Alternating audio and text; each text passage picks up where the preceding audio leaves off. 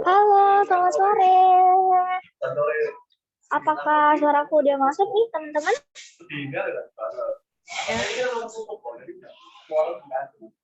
Oke, udah aman ya. Waduh, rame banget nih hari ini. Kita mau ngobrolin apa sih? Rame banget hari ini. Oke, kita sapa-sapa dulu aja kali ya. Di sini ada Kak Nia, ada Kak Grace, kemudian ada Kak Selin juga, ada Kak Happy, kemudian ada Kak Adelia. Banyak banget. Boleh dong absen ini teman-teman, dari mana semua nih?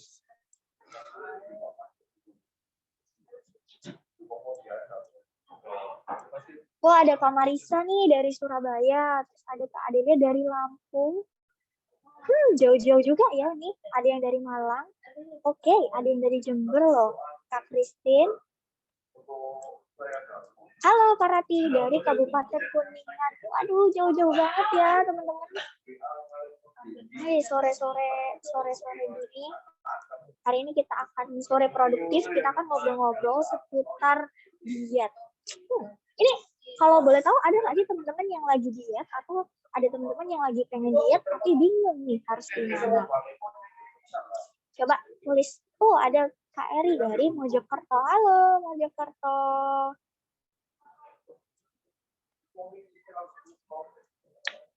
Oh my God, ada Kak Ulfiana dari Kepulauan Riau. Jauh-jauh banget ya. Kak Ida katanya lagi diet mandiri. Terus ada Kak Emi, keren. Terus Kak Marisa nih, dia bilang dia pengen diet, makanya pengen gabung belajar materinya. Oke, siap. Sore ini kita akan ngobrol-ngobrol bareng. Nih, aku punya speaker, aku punya bintang tamu. Beliau ini benar-benar keren, karena beliau ini adalah founder dari Gizi Nusantara. Nih, kalau teman-teman pengen tahu Gizi Nusantara nih apa, nanti kita akan kenalan sama foundernya Gizi Nusantara. Oke deh, kayaknya boleh langsung aja nih ya, aku sapa Kak Esti. Halo Kak Esti. Halo Kak Bella. Selamat Waduh, sore. seger banget nih. Sore-sore seger banget. Oke, ini Kak Esti hari ini kegiatannya ngapain aja nih? Sore hari ini tadi. Iya, sempat itu sih masak-masak gitu kan, olahraga. Wow. Biar ceria hari ini kan. Oke, seger banget loh ini bintang tamu kita hari ini. Oke deh, kalau gitu langsung aja Kak Esti mungkin boleh kita kenalan dulu ke teman-teman yang ada di webinar sore hari ini. Mungkin boleh cerita Kak Esti ini kegiatannya ngapain aja, terus selama ini ngapain aja. Silakan. Oke, halo teman-teman semua. Kenalin, kalau ada yang belum kenal mungkin, tapi ada yang sebagian yang kenal kayaknya. Oke, nama saya Esti Nurwanti, atau teman-teman bilang panggil Esti aja. Jadi terakhir-terakhir ini saya fokus untuk mengembangkan aplikasi, namanya aplikasinya Gizi Nusantara. Dan ini sedang di-upgrade ya, jadi untuk agar bisa memberikan pelayanan yang lebih baik gitu.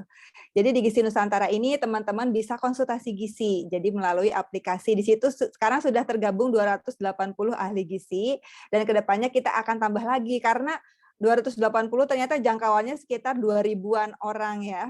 Dan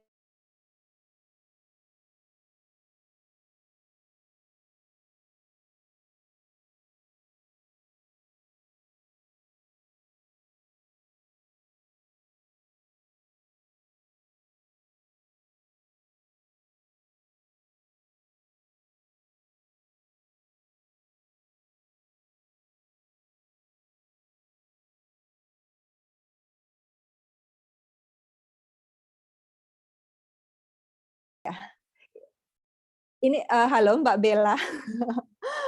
Oke, jadi kita senang banget di sini. Mungkin teman-teman yang udah pernah download atau aplikasinya Gizi Nusantara bisa nanti memberikan testimoni gitu kan, bagaimana pengalamannya juga menggunakan aplikasi Gizi Nusantara. Dan juga memang kalau disertakan dengan produk tentunya dari BST, wah itu pas banget tuh, itu kolaborasi yang bagus banget. Jadi sebenarnya kita juga perlu produk-produk gizi yang sehat gitu kan. Jadi nanti kalau kita bisa kolaborasi itu akan lebih baik sih. Karena kadang kan kita bingung tuh, kalau mencari produk yang sehat tuh kemana sih gitu kan.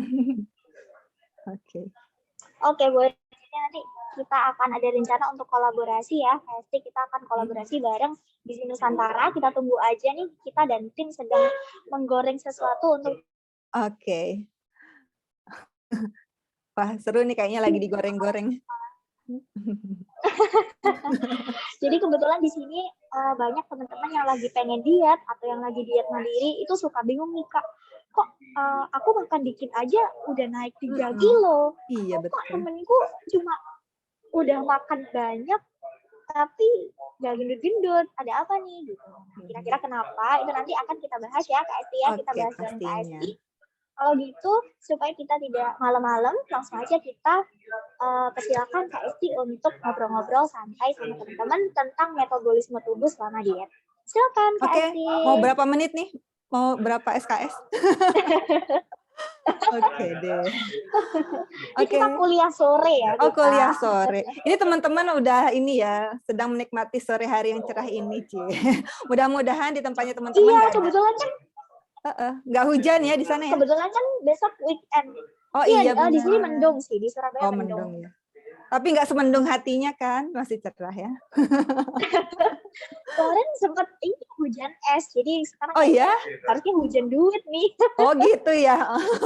Boleh tuh. Oke. Oke, Kak Esti boleh langsung dimulai?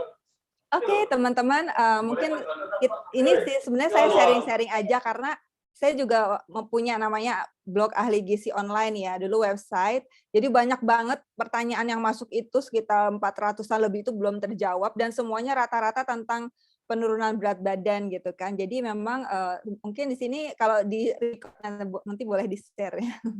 Oke, saya share untuk materi PowerPoint-nya. Nah, tadi teman-teman tadi jauh-jauh ya, ada yang dari Jember, ada yang dari mana lagi tadi?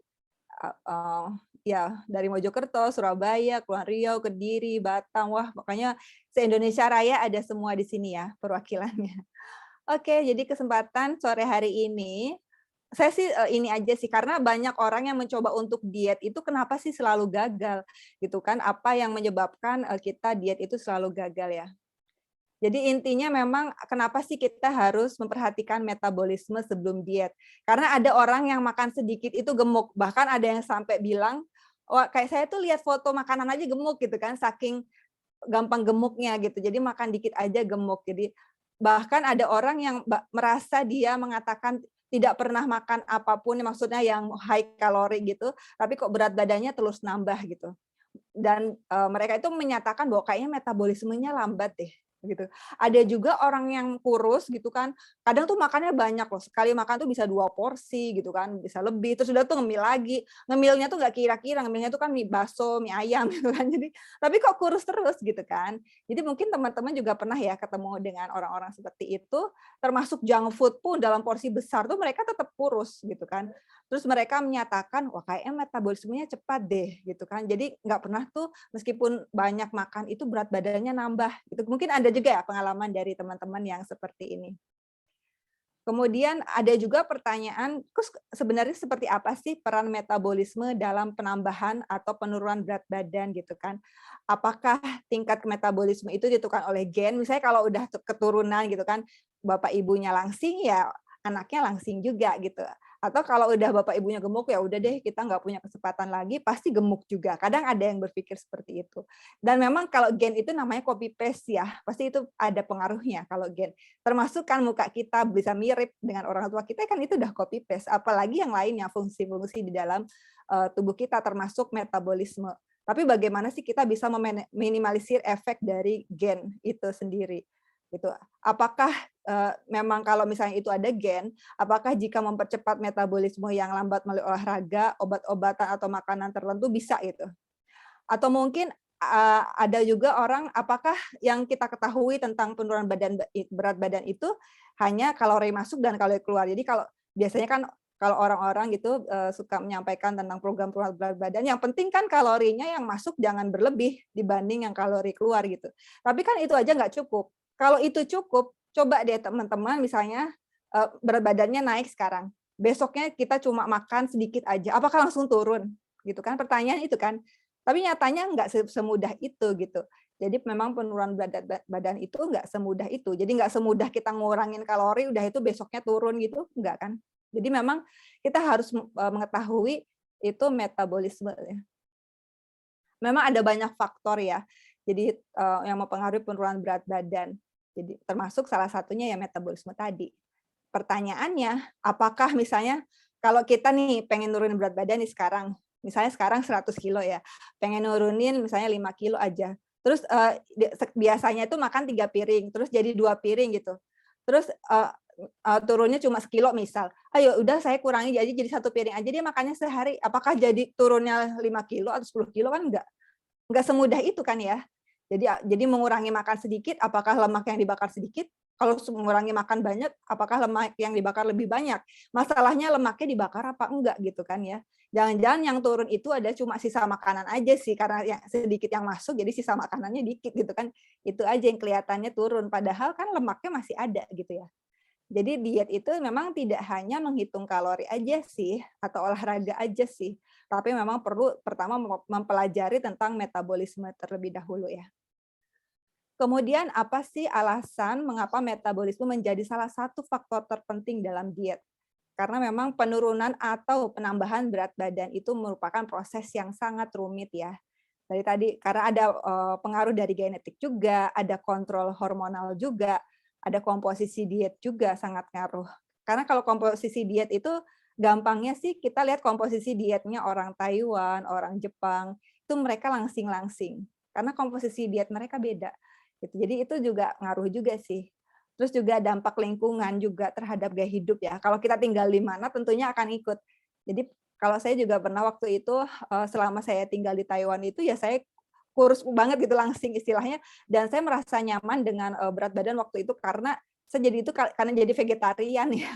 Dan itu bagus banget sih kalau dari tubuh tuh ngerasa enak juga dan ngerasa lebih sehat. Dan di sana juga kemana-mana aktivitas fisik juga sangat disupport ya karena kita bisa jalan kaki, banyak lingkungan fasilitas apa seperti taman-taman gitu kan yang ada fasilitas olahraganya dan sebagainya dan juga banyak tempat-tempat wisata yang mudah diakses dengan MRT. Jadi stres juga enggak gitu kan. Jadi istilahnya itu juga mensupport lingkungan itu. Tapi kan kalau di kita itu kalau mau olahraga misalnya kan kebanyakan jalan untuk atau trotoar itu enggak itu ya, enggak ramah untuk yang buat olahraga.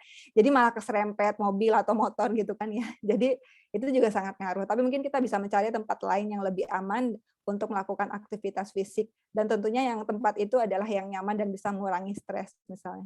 Dan juga tidur sih yang penting, karena kalau kita kurang tidur, misalnya kita sering lembur dan hanya tidur 2 jam atau 3 jam per hari, tentunya itu juga akan berdampak pada metabolisme dan hormon-hormon kita juga. Jadi memang banyak faktor ya, jadi nggak hanya banyak makan gendut itu selesai, enggak. Jadi kita harus memperhatikan faktor-faktor yang lain. Kemudian juga mungkin ada orang yang memang dia gemuk itu karena adanya gangguan hormonal. Ada sindrom Cushing atau mungkin ada kelenjar tiroid yang kurang aktif ya atau yang bisa disebut dengan hipotiroid ya. Kalau itu mah mau diet kayak apa percuma karena harusnya diobati dulu ini kelenjar tiroidnya ya. Jadi kita harus tahu apa sih penyebabnya penambahan berat badan ini. Misal kan beda ya kalau yang keturunan itu biasanya dia obesnya itu dari kecil sih, dari anak-anak terus sampai dewasa itu berarti memang dari dulu riwayatnya ada. Tapi ada juga orang yang dia gemuk misalnya pas kuliah atau mungkin pas udah punya 1 anak, 2 anak ya kan baru gemuk, sebelumnya langsing kayak apa kayak model terus punya 2 anak langsung gemuk itu juga ada ya. Nah, itu kita banyak faktor di situ. Kemudian apa sih yang dimaksud dengan metabolisme? Metabolisme itu biasanya didefinisikan sebagai rangkaian reaksi ya, reaksi kimia atau yang kita sebut reaksi biokimia juga ya.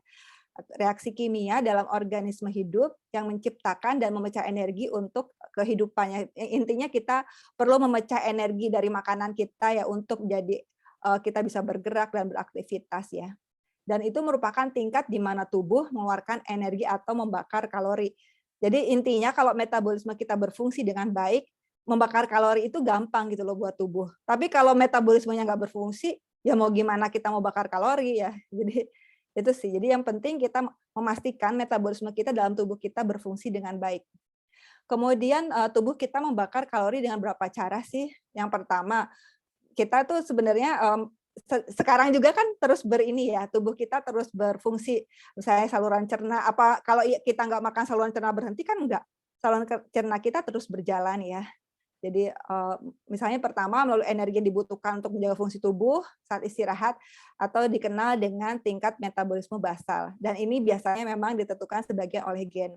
Kemudian juga aktivitas sehari-hari dan melalui latihan, dan memang ngaruh banget sih sebenarnya aktivitas itu dan latihan atau olahraga itu sangat berpengaruh sekali ke metabolisme ya. Karena itu membuat metabolisme kita menjadi aktif dibanding kalau kita cuma duduk aja atau rebahan gitu kan, beda. Tentunya metabolisme kita akan semakin lambat ya. Dan mungkin di sini ada videonya, tapi videonya saya share di beda tempat mungkin ya. Oke.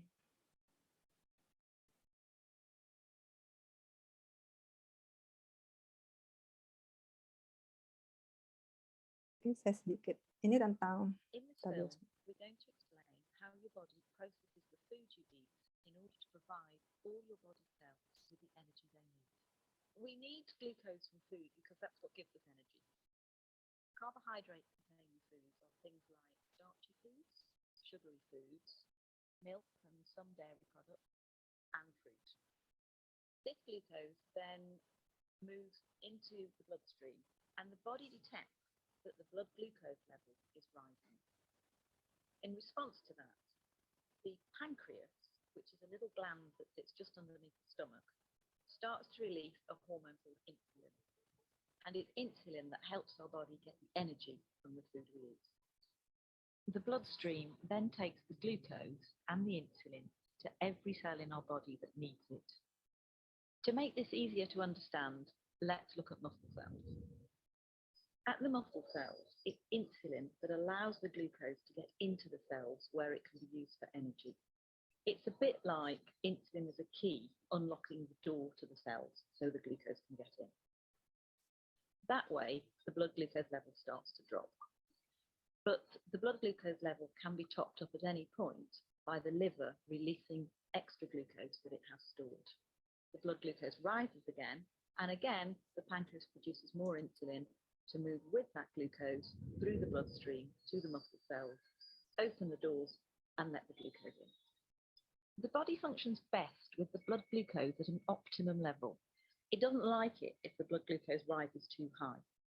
Normally, there's a cycle within the body which balances out the glucose and the insulin level. And this is achieved by the food you eat, the pancreas, and the liver. Oke, kita bisa bayangkan kan saluran cerna kita seperti itu. Jadi kita bisa bayangkan kalau kita sembarangan makan, berarti kita memasukkan sampah ke dalam saluran cerna kita ya. Jadi apalagi tadi pankreas sudah bekerja dengan baik, kemudian juga hati, lambung, dan usus, semuanya udah bekerja dengan baik. Tapi kalau kita nggak peduli tentang makanannya, apa yang kita masukkan ke dalam saluran cerna, tentunya saluran cerna akan bekerja lebih keras lagi ya, dan fungsi hormon pun akan terganggu. Dan kalau pencernaan aja terganggu, apalagi metabolisme kan ya. Tadi bagaimana makanan yang masuk itu bisa diubah menjadi energi dan masuk ke dalam sel, dan akhirnya kita bisa berenergi ya, punya energi untuk melakukan aktivitas. Tapi kalau metabolisme aja nggak berjalan dengan baik, mungkin jadi malah tadi kalau hormonnya juga nggak bagus, misalnya insulinnya, jadi gula dari glukosa dari makanan tadi malah hanya beredar di peredaran darah, nggak masuk ke dalam sel. Itu salah satu hormon insulin, belum hormon yang lain kan ya. Jadi bagaimana sih kita bisa menjaga fungsi dari tubuh kita ini berjalan dengan normal. Jadi gitu ya. Jadi bayangkan kalau kita juga bikin jus gitu kan di blender. Kalau blendernya rusak mau diapain, meskipun buahnya mahal, bagus, itu percuma kan ya, nggak akan berjalan dengan baik. Sama dengan halnya dengan saluran cerna kita, kalau kita nggak jaga dengan baik, tentunya semua makanan yang kita masuk nggak akan diserap dengan baik atau berfungsi dengan baik ya. Untuk terutama kalau untuk terkait penurunan berat badan, terkait membakar kalori dan lemak ya. Jadi kegiatan anabolisme, metabolisme itu apa aja? Tentunya teman-teman dulu zaman SMA mungkin ya, atau yang kuliahnya di kesehatan, juga ada yang namanya katabolik dan anabolik. Di mana salah satu contoh hormon katabolik itu adalah kortisol, yang biasanya diproduksi saat kita stres ya. Kortisol ini akan semakin meningkat. Kemudian untuk hormon anabolik itu hormon pertumbuhan, dan kedua hormon ini jika seimbang akan membakar lemak dan membangun otot. Jadi bukan sebaliknya. Jadi intinya harus seimbang gitu sih. Jadi apa sih yang membuat nggak seimbang kan? Intinya pola hidupnya nggak sehat itu yang membuat nggak seimbang ya. Tapi kalau pola hidup sehat dan makanan sehat tentunya itu akan keseimbangan dari hormon anabolik yang terkait anabolik dan katabolik itu akan seimbang. Jadi intinya kalau seimbang fungsinya bagus gitu kan untuk membakar lemak gitu kan ya dan membangun otot. Kemudian metabolisme lambat itu seperti apa sih? Misalnya kalau metabolisme lambat kan jika tadi makannya dikit ya, kalorinya yang dikonsumsi terlalu sedikit, biasanya terlalu sedikit sih. Tubuh mengurai atau memecah ototnya untuk sumber pengganti energi atau memperlambat metabolisme. Jadi kalau tubuh tahu, wah ini kalorinya dikit deh yang masuk, perlambat metabolismenya, takutnya apa? Takutnya nanti kalau terlalu cepat nanti kita nggak kurang kalori lagi tubuh kita gitu. Jadi tubuh kita tuh otomatis gitu kan, udah lambatin aja deh, soalnya kalori yang masuk dikit, kita ngirit energi gitu kan kalau kalau kita biasanya kan kita ngirit energi ya, jadi ya udah jadi yang semua yang masuk itu ditimbun sebagai lemak karena si tubuh tahu kalori yang masuk dikit nih bahaya nih, nanti gimana kita saluran cerna bisa berfungsi, kita bisa bergerak dan sebagainya kalau nggak ada energi. Jadi tubuh itu kita tuh membuat sistem tubuh kita ini tukang nimbun lemak gitu kan ya. Jadi karena si tubuh ketakutan tadi kekurangan kalori, akhirnya metabolismenya dilambatin. Jadi intinya kalau kita dietnya nggak terprogram dengan baik, misalnya kalorinya terlalu rendah dan itu secara terus menerus ya, lama-lama tubuh kita di reset gitu kan menjadi suka nimbun lemak gitu. Dan akhirnya kesananya lama kelamaan, jadi intinya makan dikit akhirnya gemuk. Jadi karena metabolismenya kita setting menjadi lambat ya. Kemudian ciri-ciri metabolisme tubuh menurun itu jadi sering kelelahan ya, karena tadi glukosa itu nggak masuk ke sel, jadi malah di peredaran darah ya. Jadi maksudnya sering kelelahan, terus kemudian kulit kering, kemudian juga perubahan berat badan yang tidak diharapkan. Ini yang tidak diharapkan ini bisa naik terus gitu kan, beratnya bisa juga turun drastis gitu, itu bisa dua-duanya. Kemudian rambut jadi rontok, kemudian juga sembelit, pusing dan sebagainya. Namanya kan pusing ya pasti ya kalau misalnya kalorinya itu energinya itu tidak bisa masuk ke dalam sel. Tentunya akhirnya tubuh kita kekurangan kalori ya. Kemudian bagaimana itu metabolisme cepat? Metabolisme cepat di mana kecepatan tubuh kita untuk membakar lemak itu menjadi lebih baik. Dan program diet yang tepat ini tentunya akan memperbaiki metabolisme sehingga tubuh mempunyai kemampuan yang baik dalam membakar lemak. Jadi makan sedikit itu sekali lagi tidak ada kaitannya dengan penurunan berat badan cepat. Jadi ada orang yang misalnya puasa aja deh, ada yang puasa sehari ini puasa besok enggak. Tapi kalau dia nggak ngerti caranya dia diet puasa itu akhirnya salah, itu juga nggak bagus. Sebenarnya ada juga diet yang puasa itu bagus juga ada. Tapi kalau nggak tahu ilmunya, karena kita kan harus menyeluruh ya untuk mendapatkan ilmu ini. Jangan sampai kita ikut-ikutan nih artis ini dietnya kayak gini ikutan gitu kan. Padahal yang mungkin yang dijalani artis itu beda yang kita jalanin. Karena dia kan menyeluruh. Kalau kita kan cuma setengah-setengah aja infonya. Jadi hati-hati untuk mengikuti diet-diet di luar sana. Kemudian juga penurunan berat badan tentunya yang sehat itu perlu waktu dan tidak instan dan harus dengan cara yang tepat. Kita aja naik berat badan kan nggak instan ya. Misalnya sekarang makan banyak nih dari kondangan. Terus tiba-tiba langsung naik 5 kilo kan nggak juga ya. Tentunya perlu proses untuk penaikan berat badan. Begitupun dengan penurunan berat badan yang sehat. Jadi kalau misalnya ada yang memberikan janji misalnya bisa turun 10 kilo dalam 1 bulan, wah itu bahaya sekali. Bisa itu cairannya atau mungkin lainnya ya. Jadi banyak orang-orang yang memang mengikuti hal seperti itu berakhir di rumah sakit ya. Kemudian juga faktor-faktor lain yang mempengaruhi metabolisme, yang pertama genetik, karena gen itu memang akan mengatur kecepatan dari metabolisme ya, karena udah settingannya dari lahir. Kemudian waktu tidur juga itu sangat berpengaruh pada hormon. Kemudian usia, nah biasanya usia di atas 40 tahun metabolisme akan menurun. Makanya kebutuhan kalori umur 20, 30 itu akan mengalami penurunan, apalagi 40 ya. Jadi sebenarnya kalau usia kita bertambah harusnya makannya semakin berkurang karena kebutuhan kalori kita semakin berkurang karena metabolismenya menurun.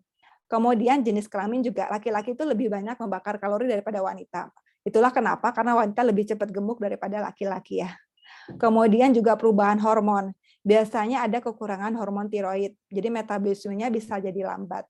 Atau mungkin hormon kortisol ya, karena hormon kortisol bisa menghambat kerja insulin dan mencegah pembakaran kalori dari protein otot.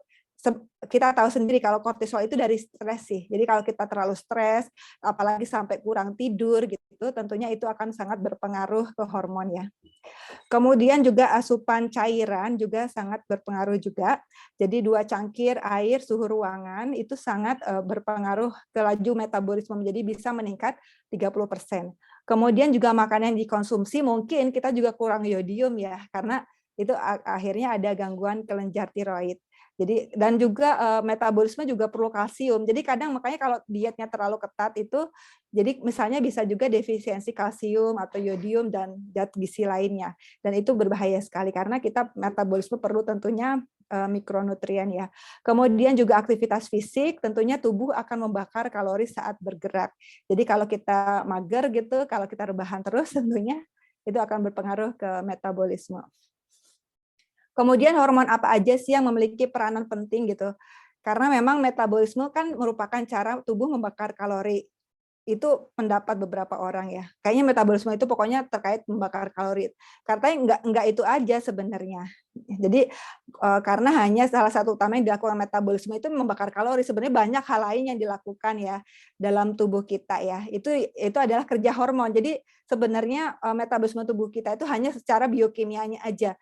Di luar itu ada namanya hormon tentunya. Nah, di sini ada fungsi hormon. Tentunya pertama itu fungsi hormon kan adanya sinyal lapar atau sinyal kenyang, kemudian juga memberitahu tubuh jika ada makanan masuk, apakah disimpan atau dibakar sebagai energi. Jadi fungsi hormon kan dia banyak ya sinyal. Jadi sebenarnya kalau kita memperhatikan kapan kita lapar, kapan kita kenyang, itu seharusnya kita peka ya terhadap tubuh kita ya. Kayaknya nih perut agak lapar nih, kayaknya harus segera makan gitu. Jangan sampai nanti aja tanggung nih kerjaan gitu kan. Biasanya gitu. Jadi kita mengabaikan sinyal. Sama halnya kalau kita juga mengabaikan sinyal-sinyal dari orang-orang yang tertentu ya, pasti kita bete kan kalau kita tuh dicuekin. Sama tubuh kita juga gitu.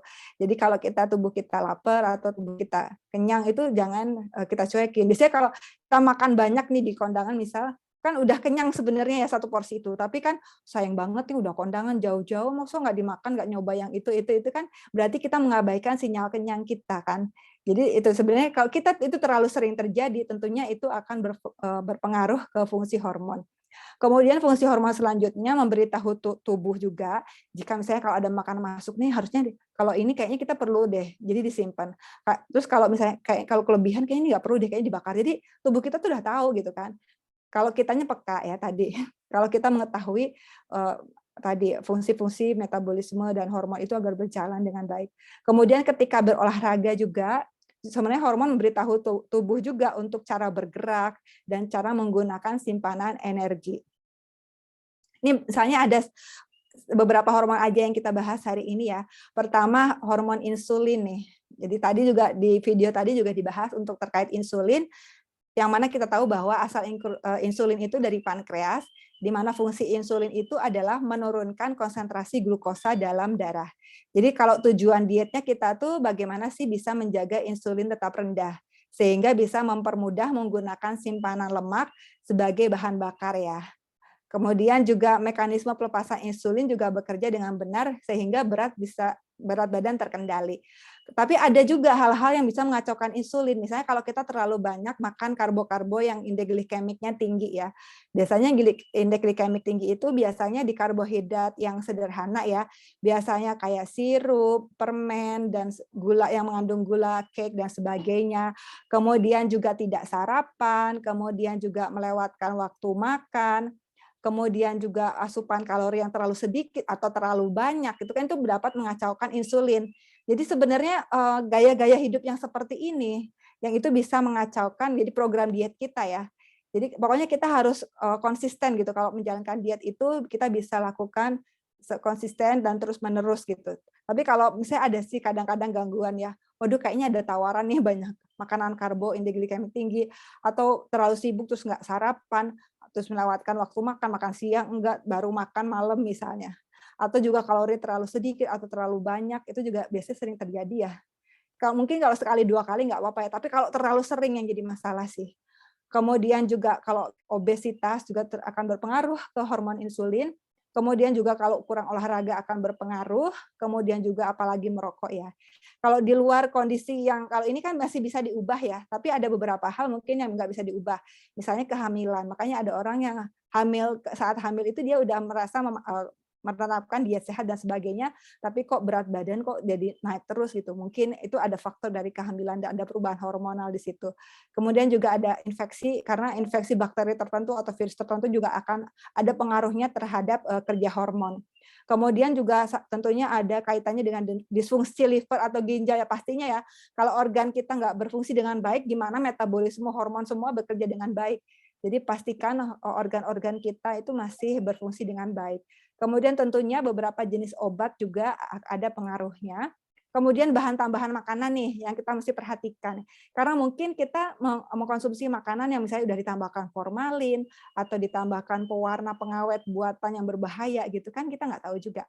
Dan pestisida, ternyata kan kita padahal di makanan semua ada pestisida, bahkan di sayur dan buah pun ada pestisida. Jadi makanya kita beralih ke organik kan. Jadi memang harganya lebih mahal tapi itu sangat bermanfaat ya untuk tubuh kita. Karena kalau terlalu banyak pestisida itu akan mempengaruhi kerja hormon kita. Dan ada jenis plastik tertentu. Makanya kan kalau produk-produk plastik atau botol plastik itu ada yang dibuat aman gitu. Karena ternyata ada pengaruhnya juga plastik. Apalagi kalau kita mungkin sering mengkonsumsi makanan yang misalnya beli bakso kan pakai plastik tuh. Nah, itu plastiknya tentunya akan ada yang larut dalam makanan misal. Itu juga akan berpengaruh ke kerja hormon dari salah satunya insulin.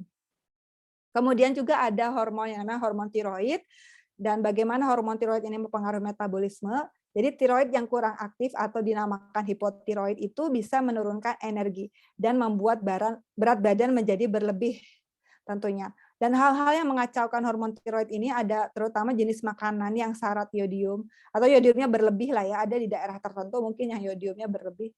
Kemudian ada racun di lingkungan, misalnya dari air, dari mana polusi ya segala macam.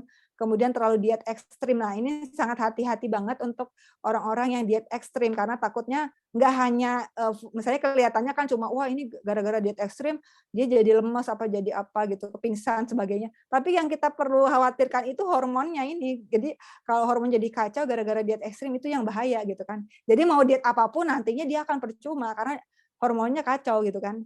Kemudian juga genetik itu udah pasti, kemudian obat-obatan terutama yang litium, amiodaron. Kemudian menopause juga berpengaruh ya, karena biasanya setelah menopause itu ada peningkatan berat badan biasanya. Karena itu juga ada pengaruhnya terkait estrogen dan sebagainya. Kemudian kehamilan juga ternyata berpengaruh, kemudian defisiensi vitamin. Jadi sebenarnya banyak hormon-hormon lain di sini. Misalnya ada estrogen, progesteron, itu terkait karena estrogen, progesteron itu ada kaitannya dengan otot ya. Jadi peningkatan otot dan penurunan lemak dan sebagainya. Kemudian testosteron dan dia itu massa otot juga, kemudian ada norepinefrin, kortisol, itu berkaitan dengan leptin juga. Jadi sebenarnya antar hormon pun saling berkaitan. Misalnya kalau leptinnya bagus, grelinnya bagus, tapi kortisolnya enggak kan sama aja ya. Jadi semuanya harus seimbang gitu, harus harmonis ya. Karena semuanya saling berkaitan. Dan leptin yang seperti kita ketahui, dia menekan nafsu makan. Grelin meningkatkan nafsu makan. Tapi kalau udah kita sinyal-sinyal tadi kita abaikan, kerja leptin, grelin lama-lama error kan ya. Dimana kita tahu kalau grelin itu kan diproduksi usus saat perut kosong. Jadi intinya kalau perut bisa ngomong nih, kayaknya ini kurang makanan deh gitu kan, udah kosong nih di perut, ayo makan gitu kan. Tapi kitanya cuek, nanti aja lah gitu kan. Ya sama akhirnya kan lama-lama grelin ini akan jadi resisten. Leptin juga ya misalnya. Kalau kata leptin ini, udah nggak usah terlalu banyak, makanya turunin gitu kan. Udah stop gitu kan. Jangan sampai kita yang kekenyangan sampai nggak bisa jalan, itu berarti kita udah nyuekin leptin. Jadi intinya kita harus peka terhadap sinyal-sinyal leptin grelin ini ya. Dan hormon-hormon lain ini semuanya harus seimbang gitu. Semuanya harus harmonis karena saling berkaitan. Kemudian nih ada mitos-mitos sih biasanya. Benar nggak sih kalau begadang itu dapat meningkatkan berat badan? Tentunya pola tidur yang buruk itu dapat menyebabkan beberapa perubahan pada sistem metabolisme dan fungsi endokrin. Misalnya aja sekresi hormon grelin dan leptin. Jadi saat begadang, hormon grelin akan meningkat dan hormon leptin akan turun. Makanya kalau kurang tidur kan ya, terus juga kita jadi kelelahan, ngantuk, sehingga aktivitas di siang hari juga besoknya juga bakal berkurang. Jadi kayaknya nggak maksimal ya kalau kita begadang itu ya. Jadi udah kita jadi stres juga, terus juga secara keseluruhan pengaruh ini juga bisa menyebabkan ketidakseimbangan antara asupan energi dan pengeluaran. Karena tadi ada gangguan fungsi endokrin, sistem metabolisme, dan hormon. Sehingga berat badan akan semakin meningkat. Sebenarnya itu dari pola hidup yang tidak sehat intinya kan karena begadang. Jangankan berat badan ya, begadang itu juga sangat bisa meningkatkan resiko diabetes, juga sangat meningkatkan resiko gagal ginjal juga. Karena saya punya klien juga, dia begadang terus-menerus selama 2 tahun gitu, tiba-tiba dia merasa sehat saat 2 tahun itu, tapi setelah itu tiba-tiba dia didiagnosis gagal ginjal gitu. Jadi itu ada sering terjadi, Kak. Justru kalau orang itu mending ada yang maksudnya kerasa dikit itu, maksudnya sakit dikit itu kerasa itu lebih bagus ya, daripada nggak ngerasa apa-apa tiba-tiba gagal ginjal kan serem ya. Jadi mendingan mungkin kalau kita peka, tubuh kita pun akan peka. Jadi, kayaknya ini bahaya nih harus sakit biar biar orang ini ngerasa gitu kan. Misalnya gula darahnya ini tinggi nih, orang ini harus ngerasa kalau gula darahnya tinggi, jangan sampai orang itu nggak ngerasa. Kalau kita terlalu cuek, lama-lama gula darah kita tinggi pun nggak akan kerasa apapun. Tapi lama-lama diabetes, lama-lama gagal ginjal dan sebagainya. Itu sih. Jadi kita tadi jangan jangan sampai kita cuekin kerja-kerja sinyal-sinyal dari hormon kita ya. Kemudian juga kalau terkait bergadang juga kita anjurkan untuk konsumsi snack tinggi protein tapi rendah kalori. Bisa juga dengan yogurt plain atau bubur kacang hijau rendah gula atau kacang rebus atau kuaci. Jadi saat-saat begadang mungkin bisa mengkonsumsi snack tinggi protein ya. Tapi jangan sering juga begadang ya mungkin ya. Dan manfaat snack tinggi protein ini tentunya akan ada rasa kenyang yang lebih tinggi dibandingkan karbohidrat dan lemak pastinya. Karena protein memiliki waktu transit yang lebih lama. Kemudian adanya peningkatan konsentrasi asam amino menstimulasi terjadinya gluconeogenesis sehingga memecah penurunan kadar glukosa darah. Selain itu juga memperlambat sekresi dari hormon grelin tadi ya, yaitu hormon yang merangsang nafsu makan. Jadi ternyata bisa diakali nih hormon grelin biar kerjaannya nggak cuma bikin lapar doang gitu kan. Jadi setidaknya ternyata perlu protein gitu kan. Jadi biar memperlambat sekresi hormon grelin. Jadi kita nggak laparan gitu kan. Kemudian juga mitos lainnya, benar sih nggak sih kalau kita makan lambat itu akan memperlambat metabolisme. Jadi kan katanya kalau biar kurus itu makannya jangan cepet, makanya dilamain setengah jam gitu kan. Faktanya itu bukan saran yang baik juga ya, karena beberapa orang ada yang memang ternyata tidak ada hubungannya dengan kecepatan metabolisme. Yang justru yang memiliki kaitan dengan metabolisme itu jumlah makanan yang dimasukkan gitu dan seberapa sering makanan itu dikonsumsi. Jadi jumlahnya sekali lagi ya, kalau dilambatin aja sih, kalau dilambatin tapi makannya 10 piring sama aja kan. Atau mungkin kalau gitu terus misalnya makannya banyak secara terus-menerus tentunya itu juga nggak bagus. Jadi bukan satu-satunya, mungkin kalau ngunyah mungkin ngunyah kan harus bagus ya. Kalau ngunyah itu harus kita pastikan memang makanan yang kita makan itu harus benar-benar halus bisa masuk ke saluran cerna kan. Kasihan kan saluran cerna tadi bayangin kan kerjanya mereka itu kalau terlalu berat kan ya. Misalnya kita makan apa yang masih kasar gitu kita langsung telan-telan aja karena buru-buru gitu kan. Ya kasihan ya saluran cerna kita ya. Makanya mungkin agak dikunyah itu ada bantuan dari enzim yang ada di mulut kita juga kan. Jadi biar si saluran cerna nggak terlalu berat juga kerjanya. Jadi setidaknya makan lambat tuh nggak lambat-lambat banget lah ya. Tapi itu ternyata nggak ada kaitannya dengan memperlambat metabolisme. Tadi kalau metabolisme kan ada faktor-faktor yang lain ya. Kemudian benar nggak sih kalau menopause itu akan memperlambat metabolisme?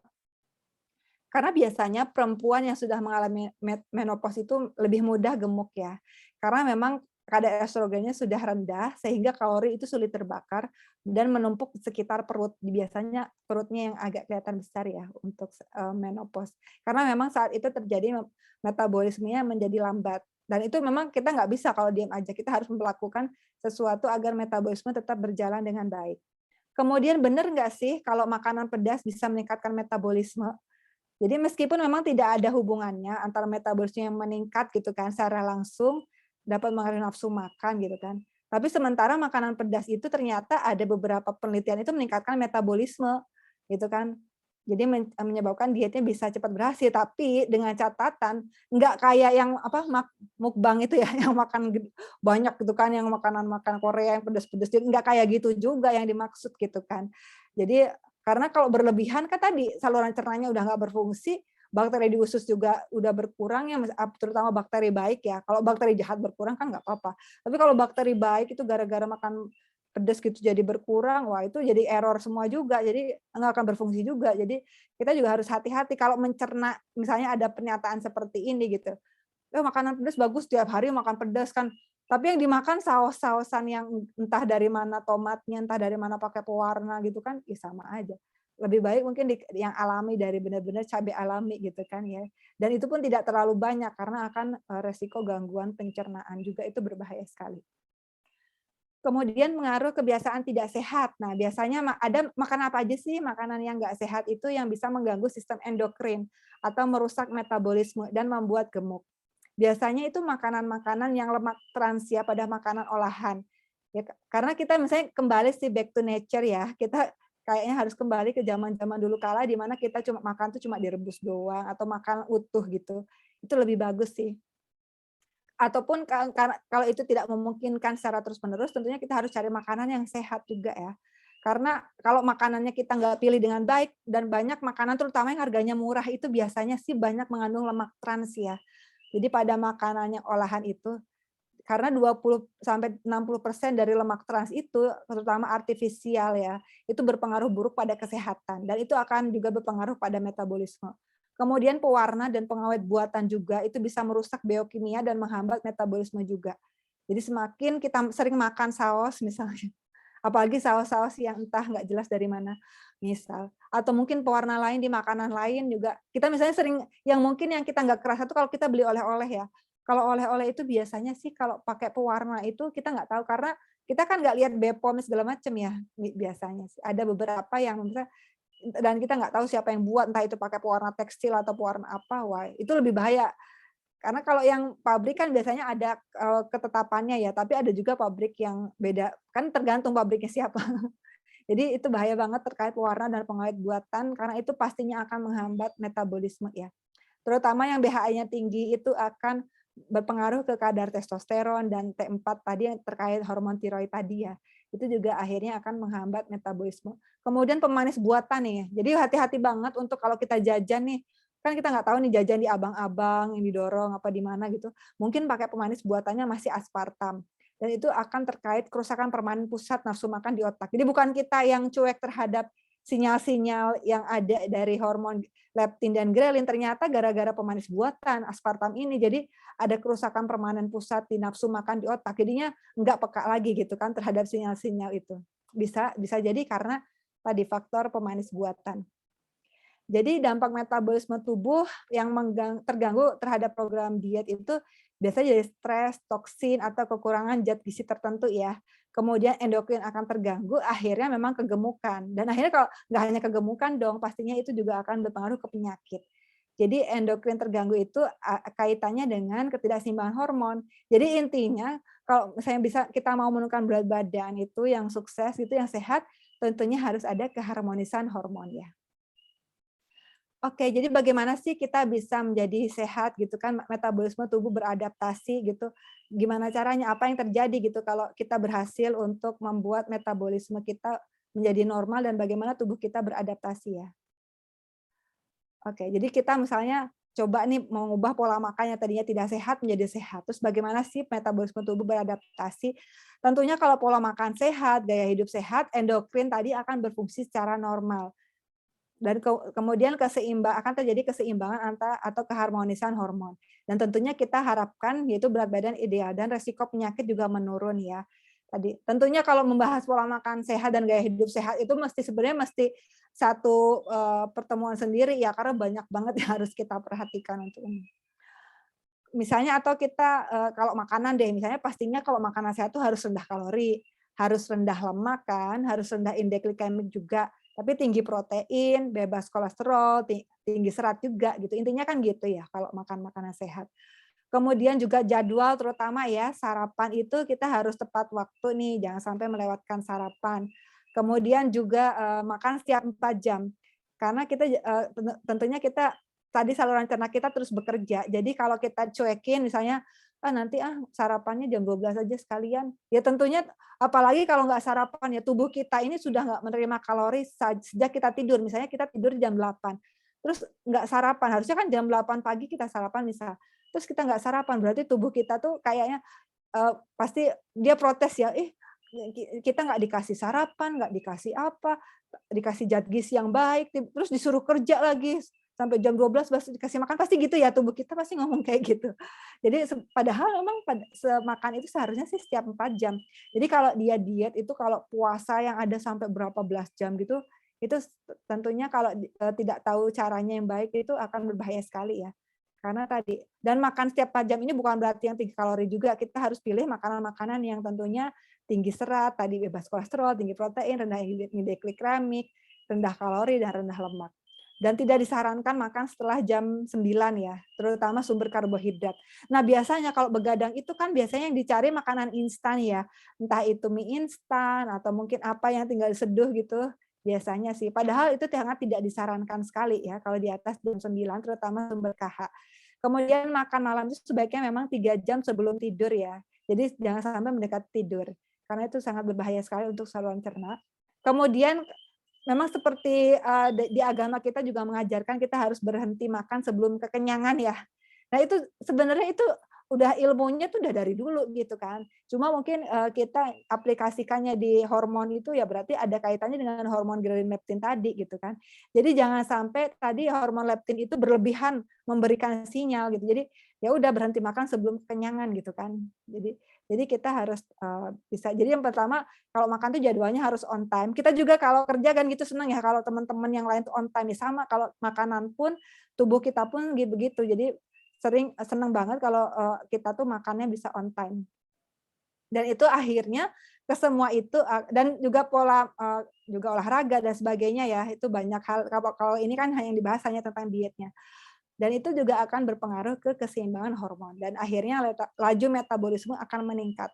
Tadi kalau ditambah misalnya tidurnya cukup, misalnya 7 jam atau 8 jam sehari, kemudian olahraga misalnya 30 menit sehari, dan juga sebagainya, kita mengurangi stres juga, akhirnya tadi terciptalah keseimbangan hormon dan akhirnya laju metabolisme meningkat. Jadi intinya diet itu tidak hanya kalori aja ya, jadi banyak hal yang harus kita perhatikan. Jadi mindset diet di sini, jadi diet itu yang seperti kita ketahui adalah bukan sesuatu yang menyeramkan ya. Jadi bukan berarti diet itu, waduh segala makanan diatur-atur. Kemudian tidak makan inilah, tidak makan itulah, puasa makanan enak lah, kemudian nyiksa deh gitu. Jadi kita nggak membayangkan diet seperti itu. Jadi kita harus pikir dalam mindset kita bahwa diet itu adalah sesuatu yang akan membantu kita, untuk membantu saluran cerna kita, membantu metabolisme kita, membantu hormon kita. Kita itu membantu istilahnya ya. Tentunya teman-teman juga saya rasa senang membantu ya, membantu sesama dan juga harus membantu tubuh kita sendiri juga. Jadi, waduh kita harus bekerja sama ya.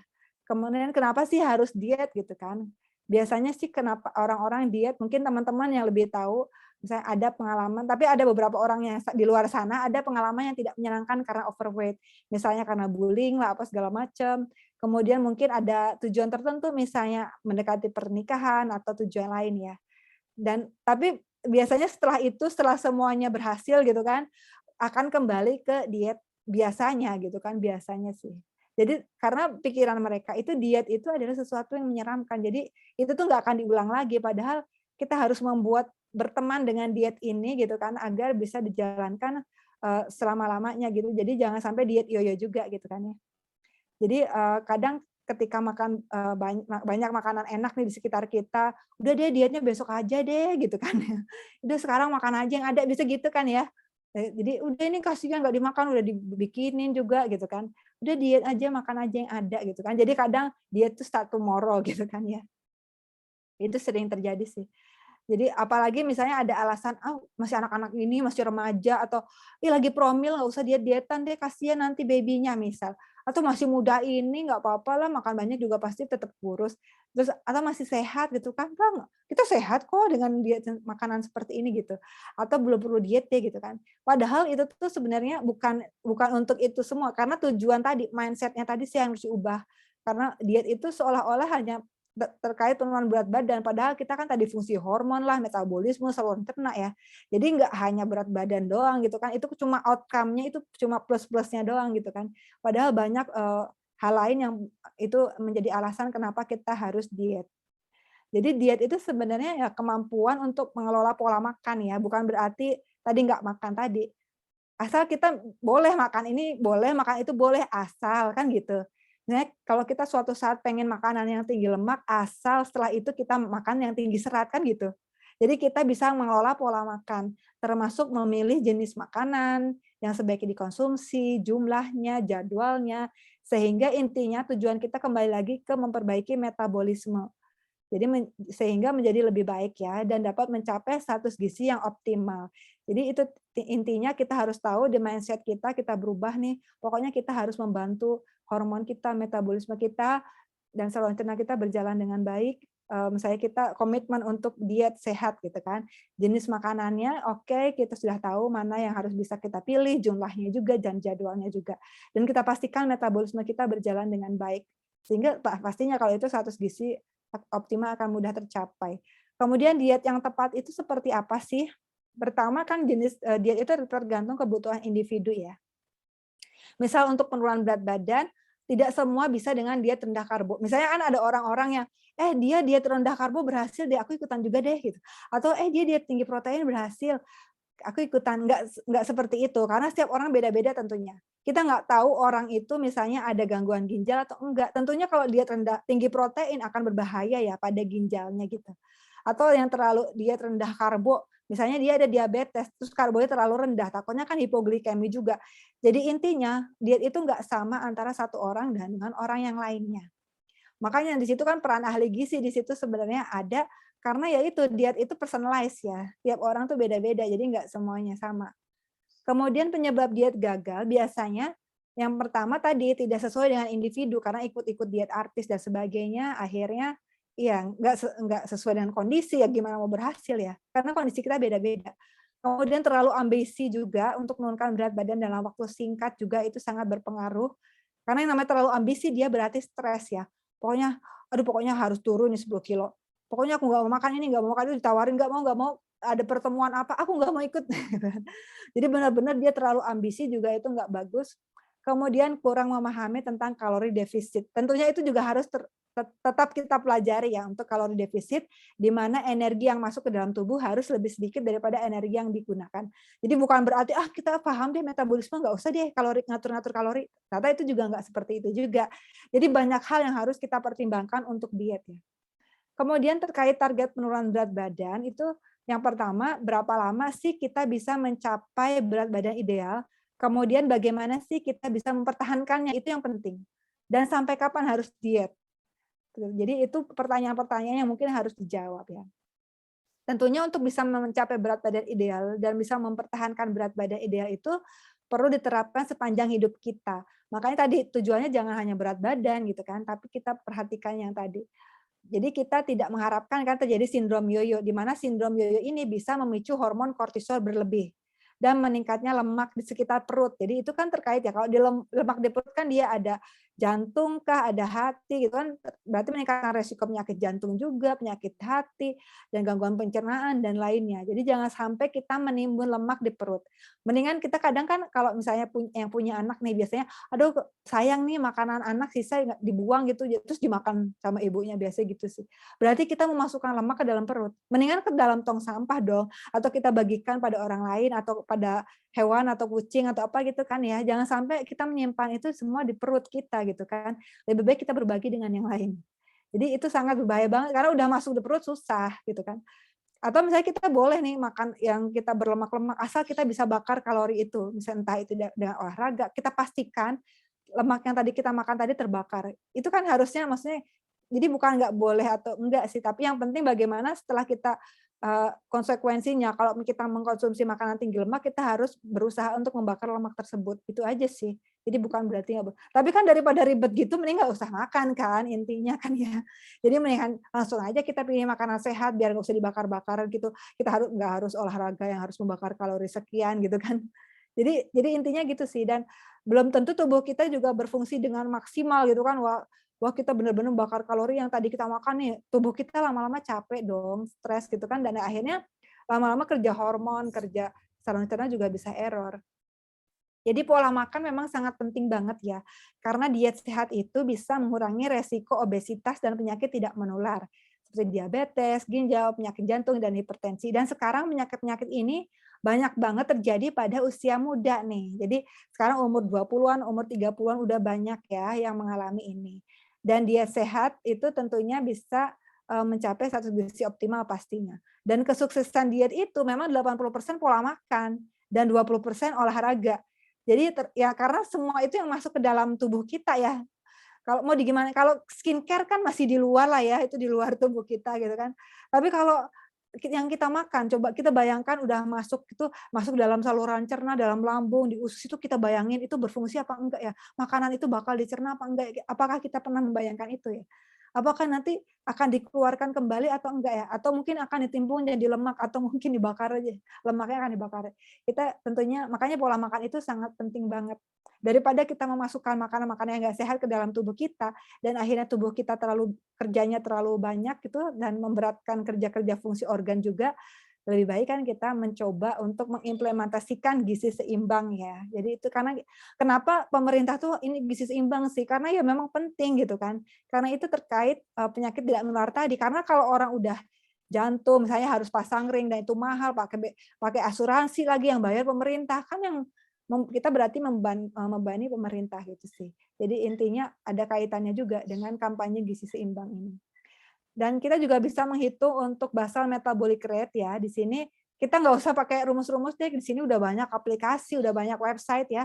Di sini misalnya kita masukin umurnya 35, perempuan gitu kan, beratnya berapa, tingginya berapa, kita tahu BMR-nya di sini 1.400 kalori.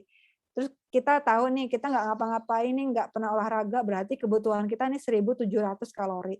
Berarti kalau mau diet dikurangi 500 itu dari sini.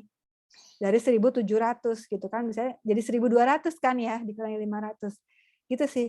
Jadi tergantung, makanya kalau ada orang-orang yang dia ternyata suka olahraga, ya kalorinya 2.000, berarti 1.500 dia bisa diet dengan 1.500. Tapi yang orang-orang yang nggak olahraga, dia 1.200 gitu kan ya. Jadi kan beda-beda kondisinya.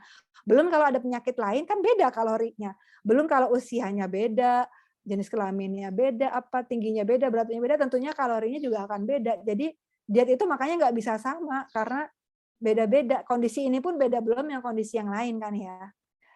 Belum dari hasil lab misalnya kan ada kolesterol, misalnya LDL, apa kolesterol total, apa segala macam. Itu kan juga ngaruh juga akhirnya jenis dietnya. Jadi intinya kita harus mengetahui ini setidaknya untuk gambaran aja sih. Jadi bagaimana kita bisa menciptakan defisit kalori. Intinya akhirnya kita harus menghitung sih, kalau lebih kita karena lebih bisa memenuhi kebutuhan dari kalori kita sendiri, kita harus tahu kebutuhan kalori kita berapa ya. Karena tadi intinya untuk menurunkan berat badan kita harus defisit kalori. Tapi kalau kalori yang kita butuhkan aja nggak tahu apanya yang didefisitkan gitu kan. Defisit itu seberapa kalori sih? Itu yang pertanyaannya kan. Kalau kita tahunya cuma rendah kalori, nggak tahu kalorinya berapa, ya mau gimana kita mempertimbangkan semuanya. Kemudian juga kecukupan kalori kalau berdasarkan AKG itu umur 30-an itu sekitar 2.100. Tapi ini kan Indonesia Raya ya. Ini rata-rata untuk Indonesia, tapi kalau lebih detailnya sih kita harus melakukan perhitungan seperti ini. Jadi kalau yang gampang ya 2.000 kan ketinggian ya, kalau 2.000 kurang 500 ya 1.500. Tapi aktivitas dia gimana? Misalnya tingginya dia berapa, beratnya berapa, itu kan nggak terlalu spesifik ya. Jadi makanya lebih baik kita menggunakan kalkulator ini. Kemudian kalau saya bandingkan ya di sini produk-produknya dari BST, memang kalorinya sangat rendah sekali ya, 100 kalori. Dibanding kalau kita tadi kalau misalnya lagi banyak kerjaan gitu, makan mie instan. Wah, mie instan ini kalorinya sekitar 400 kalori. Padahal mungkin kenyangnya lebih kenyangan yang BST ya, karena tinggi serat ya. Di sini seratnya tinggi, lemaknya rendah gitu kan. Tapi kalau yang mie instan kan kalorinya udah tinggi, natriumnya juga tinggi banget, 950, padahal kebutuhan kita kan 2.000 mg ya. Masa satu bungkus aja udah setengahnya gitu dari kebutuhan. Belum kita makan yang lain lagi, dikasih ayam geprek lah, dikasih apa yang lain gitu. Kita nggak tahu. Jadi kita pastikan untuk makanan yang kita konsumsi benar-benar kita hitung ya, energinya berapa, lemaknya berapa, proteinnya berapa. Di sini sangat beda banget kan di sini. Terutama lemak ya, di sini lemak jenuh, lemak total aja 20 gram nih di mie instan. Apalagi lemak jenuhnya aja udah 10 gram. Di sini kalau yang produknya BST ini cuma lemaknya 2,5 gram gitu. Jadi karbohidratnya juga kalau kita lihat di sini 50 gram kalau mie instan. Padahal cuma sedikit ya mie instan itu, kenyang aja kagak gitu kan. Tapi ya itu ternyata kalorinya ketinggian, karbonya ketinggian, lemaknya juga ketinggian. Makanya kita pilih produk-produk yang sehat. Kemudian kalau kita misalnya coba ngitung kebutuhan kalori kita sehari, misalnya kalau kita makannya kayak gini misalnya, sarapannya nasi goreng lah, pakai gorengan, pakai susu, itu aja udah bisa 700 kalori. Cemilannya roti 200 kalori. Makan siangnya nasi putih lah, ayam goreng, ayam geprek, atau milkshake, apa segala macam. Kemudian cemilannya mie ayam, kemudian makan malam makan mie instan 2 lagi, pakai teh manis. Nah, kita bisa bayangkan tadi kalau mau diet yang tadi 1.500, ini udah kelebihan banget kan. Setelah dihitung ternyata 3.000 kalori. Makanya penting sih kita tahu berapa kalori yang kita makan. Nah, untuk menghitung kalori bisa juga menggunakan aplikasi Gizi Nusantara itu. Kita bisa tahu berapa kalori yang kita makan ya. Terus kemudian coba kita bikin alternatif nih, kita berubah ya. Misalnya kita sarapan nasi merah misalnya. Terus ada protein, sumber protein itu harus selalu ada ya di setiap menu makan kita, ayam lada hitam. Terus sayuran juga ada, capcay misalnya ada buah-buahnya dibuat jus juga nggak apa-apa, kali-kali yogurt. Kemudian bisa alternatif ditambahin ini Shape and Shake dari BST tadi 1 scoop aja. Karena kita ngejar proteinnya ya tadi juga. Kemudian dari kalorinya karena nggak terlalu tinggi juga ini pas sih. Kemudian untuk selingan bisa susu aja terus sama jeruk gitu. Kemudian makan siang bisa nasi, kemudian ada karbonya nasi. Nasi putih makanya nggak apa-apa juga, nasi putih bukan berarti kita harus nasi merah pagi, siang, sore gitu kan. Tapi kan kita udah pakai produk yang tinggi serat itu udah nggak masalah. Jadi kita nggak terlalu harus yang semuanya nasi merah. Kita bisa mengkombinasikan. Ini sebenarnya tujuannya ahli gizi, dia bisa memodifikasi menu-menu yang biasa kita makan gitu. Kalau kita nggak mau ribet ngurusin menu, ya udah tanya aja ahli gizi. Tolong deh buatin meal plan selama 1 minggu gitu kan, gitu aja sih. Kemudian di sini ada sumber proteinnya, ada sayurannya juga. Kemudian selingannya ada buah-buahan, kemudian makan malamnya kalau bosan makan nasi bisa kentang, putih telur, brokoli wortel, pisang, dan juga bisa ditambahkan Shape and Shake tadi. Dan karena ini kenyangnya akan lebih lama, jadi biar nggak laparan gitu kan ya. Jadi cocok banget buat yang lagi diet. Tadi yang penting yang penting makannya perlahan, fokus, tapi tadi bukan berarti lama-lama juga makannya. Dan juga kacang-kacangan juga, terutama walnut ya, dan kacang-kacangan yang lokal juga. Kemudian gunakan pemanis yang memang aman ya, nggak yang terlalu indeks glikemiknya tinggi. Kemudian juga bisa yang kita bisa membatasi konsumsi makanan atau minuman manis tentunya. Kemudian juga kita mengontrol nafsu makan ya. Karena tadi nasi merah ini kan 2 centong kan, kalau nasi merah tinggi serat 2 centong juga nggak masalah. Nasi putih juga nggak masalah. Justru kalau yang jadi pertanyaan, kalau sarapan ini kita ganti roti. Roti kan dari produk tepung-tepungan ya. Jadi seratnya itu sedikit banget gitu kan. Jadi justru itu kita batasi. Jadi untuk produk olahan-olahan tepung. Apalagi misalnya ayamnya itu dibuat ayam crispy tepung, ayam tepung itu kan tepung-tepungan. Jadi kita nggak jadi diet dong. Jadi karena itu indeks glikemiknya tinggi sekali untuk produk olahan-olahan tepung ya. Jadi untuk aplikasi yang bisa nanti ngitung kalori, misalnya bisa di sini food record gitu, berapa nasi merah itu kalorinya berapa, kita bisa tahu berapa makannya 2 centong, energinya sekitar 149 kalori, proteinnya 2 gram gitu, karbohidratnya 32 gram. Terus kita masukkan nih sarapan tuh apa aja, makan siang tuh apa aja, makan malam apa aja, kita tahu berapa kalori yang kita konsumsi dalam sehari. Itu sih fungsinya, aplikasi ini membantu untuk mengetahui berapa kalori yang kita konsumsi dalam sehari. Kemudian kalau dari Kemenkes tentunya kita punya satu piring model T di sini ya, di mana sayur buah ini adalah setengahnya dan sumber dari karbo itu ada cuma 1/4-nya dan sumber hewani itu adalah 1/4-nya juga. Jadi kadang kita kebalik ya, kadang kita nasinya setengahnya, terus hewaninya dikit, sayurannya apalagi lebih sedikit lagi gitu. Kadang kebalik-balik. Makanya sebaiknya sayuran buahnya setengahnya, kemudian nasi itu atau sumber karbo itu hanya 1/4-nya aja. Kemudian hewani juga 1/4-nya. Jadi kita nggak usah kebalik-balik ya. Dan ini salah satunya dari balance set transformation ini tentunya bisa menjadi solusi yang dapat memperbaiki metabolisme tubuh. Karena kalau dilihat dari komposisinya tentunya tadi ya, tinggi serat, rendah indeks glikemik, rendah lemak, rendah kalori, dan sebagainya. Dan juga ada program-program pendampingan agar dapat mengatur pola makan, monitoring asupan gizi, serta olahraga yang tepat. Jadi ada juga yang dinamanya program balance set transformation. Mungkin di sini teman-teman udah ada yang gabung untuk ikuti program ini ya. Oke, jadi let food be your medicine. Karena ternyata memang semua penyakit lah, semua berat badan dan sebagainya itu berawal dari makanan. Jadi benar-benar kita perhatikan apa yang kita konsumsi dan itu sangat penting sekali. Oke, sekian presentasi dari saya. Terima kasih.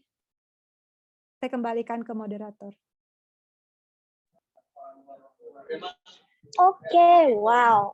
Ini gimana teman-teman kuliah sorenya? Aku dari tadi benar-benar nyimak, benar wah ternyata metabolisme tubuh itu sekompleks ini, sedetail ini, dan ternyata hal-hal sederhana kayak gini tuh kita udah sering abai. Bahkan kita malam-malam lagi enak-enak nonton aja, mie instan enak nih, padahal kita nggak sadar tuh kalorinya berapa. Kita lapar yang ada langsung makan, lapar yang ada langsung makan. Padahal itu pengaruh banget. Terus buat teman-teman yang mau tanya-tanya, boleh banget langsung aja tulis di kolom chat. Nanti akan aku bantu untuk sampaikan ke KSI. Oke, ini ada pertanyaan dari Kak Marisa nih Kak. Katanya kira-kira olahraga seperti apa yang bisa membantu meningkatkan metabolisme jadi lebih cepat? Oke, biasanya kalau olahraga sih lebih ke aerobik ya. Jadi dan aerobik yang dilakukan secara rutin dan secara santai. Jadi biasanya kalau kadang kita kan mikir olahraga tuh futsal ya. Kalau futsal kan tentunya itu nggak bagus karena terlalu stres gitu di malam hari gitu kan, pulang kerja sebagainya. Tentunya kita cari olahraga yang kita itu bisa santai dan kita setelah olahraga tuh merasa enak gitu kan, merasa itu bakal kerasa banget dan ada berkeringat ya juga itu juga sangat bagus. Biasanya sih aerobik sih. Oke, jadi aerobik ya. Terus nih ada dari Kak Eni nanya bagaimana dengan konsumsi frozen food, kan sekarang lagi happening nih tentang konsumsi frozen food, lebih instan, lebih enak juga, nggak ribet. Terus kira-kira ada nggak sih pengaruhnya frozen food terhadap metabolisme kita? Oke. Tergantung tadi sih, frozen food juga banyak ya mereknya, ada yang memang dia bagus, ada yang enggak. Jadi kalau kita lihat aja frozen foodnya itu terlalu tinggi enggak natriumnya atau terlalu tinggi enggak gulanya. Atau mungkin ditambahkan pengawet, pewarna, dan sebagainya, kita juga mesti lihat sih. Tapi kalau itu udah ada BPOM-nya, udah ada MUI-nya, udah ada nilai gizinya tersantum, dan kita bisa milih, itu akan lebih baik. Kan macam-macam sih ya. Kalau frozen food jadi nggak semuanya jelek dan nggak semuanya bagus juga. Jadi kita bisa pilih ya. Oke, jadi ternyata memperhatikan nutrition facts di belakang kemasan makanan itu juga penting ya Kak. Padahal kan selama ini kita kalau beli sesuatu pasti ya udah ambil tanpa lihat nutrition facts-nya. Gitu. Jadi itu salah satu tipsnya, kita juga harus memperhatikan kita mau beli frozen food yang jenis apa.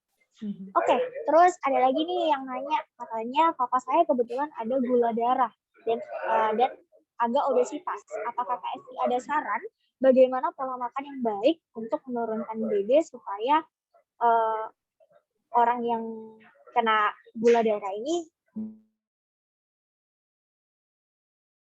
Oke, Kak Bella.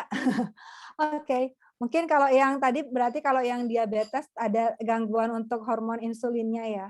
Mungkin di situ kita harus karena kita nggak bisa memaksakan juga si insulin ini kita seimbangkan juga nggak bisa karena memang sudah diabetes berarti dia udah ada gangguan fungsi hormon insulin.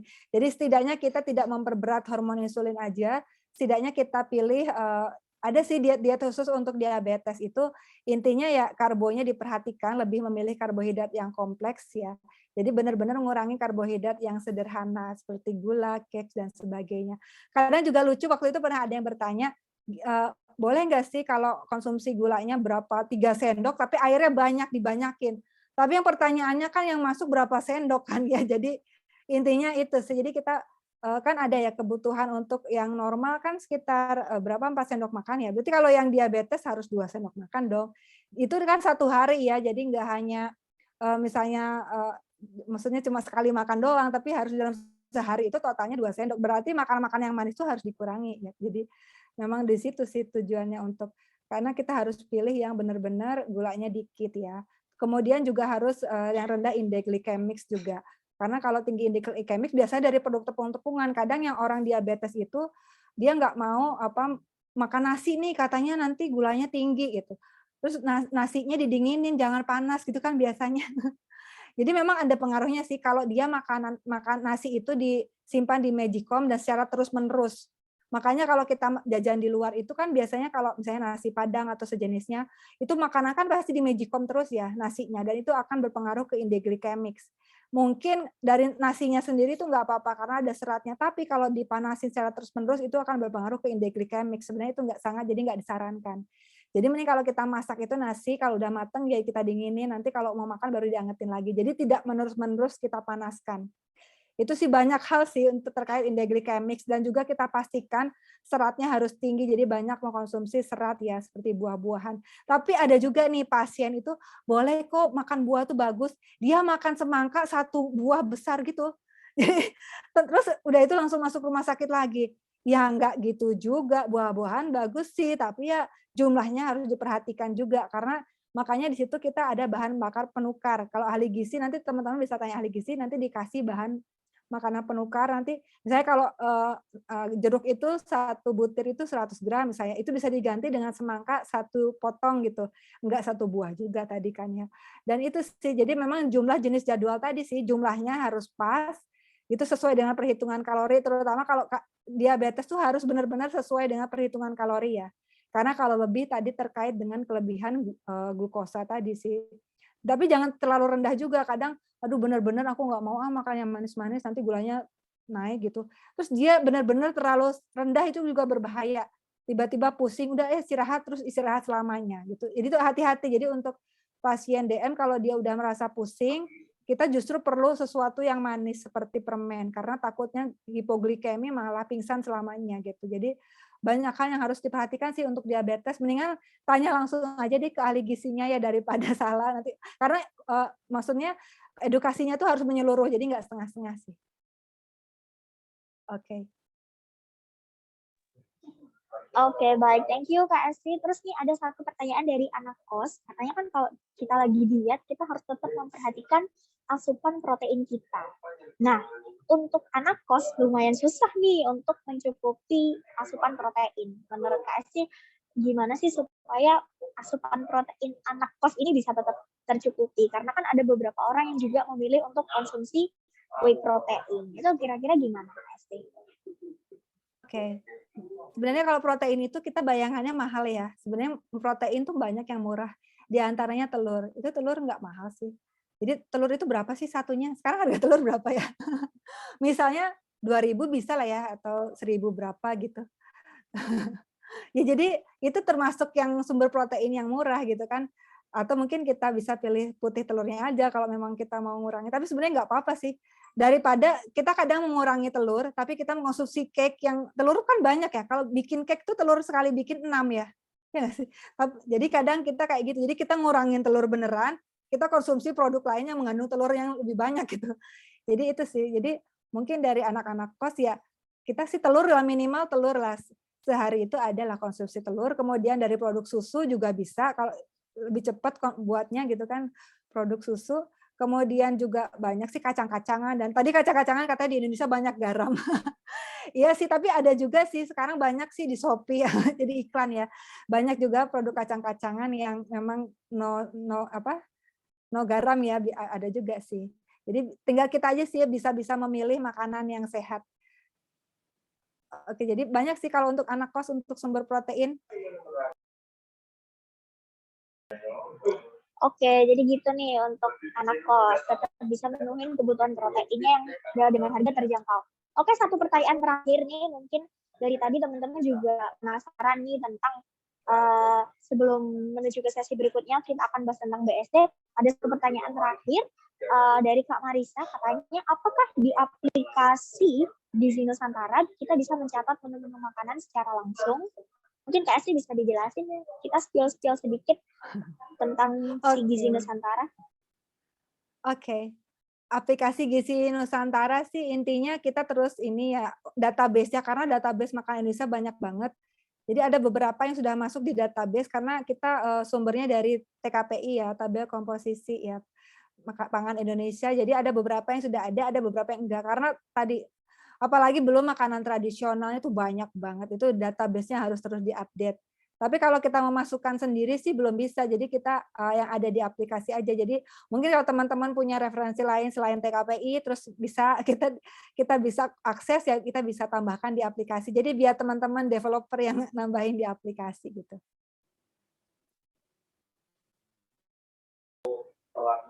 Oke, jadi buat teman-teman mungkin boleh ya Kak Esi install aplikasi Gizi Nusantara dulu. Sekalian cek-cek dulu nih, boleh. Oke, Kak Esti, thank you banget hari ini atas kuliah sorenya yang sangat membuka mata teman-teman perihal metabolisme tubuh. Ternyata sekompleks dan sedetail itu. Aku sendiri nggak. Oke, Kak Bella. Karena udah belajar banyak dari Kak Esti.